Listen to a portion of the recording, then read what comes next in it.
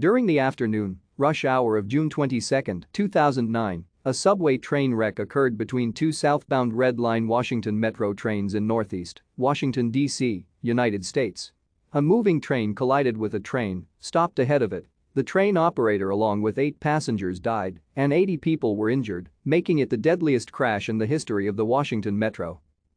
The National Transportation Safety Board investigation found that after a June 17 replacement of a track circuit component at what became the crash site, the track circuit had been suffering from parasitic oscillations which left it unable to reliably report when that stretch of track was occupied by a train.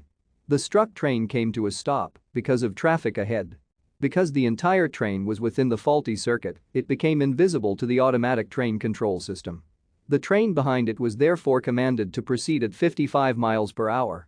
The operator of the striking train applied the emergency brake after the stopped train came into full view, but there was not enough time to prevent the collision, which occurred at approximately 49 miles per hour. At approximately 4:57 p.m. EDT on Monday, June 22, 2009, Washington Metro Train 112, bound from Glenmont to Shady Grove, left the Tacoma station. Thank you for watching. Like and subscribe if you would like to view more of our videos.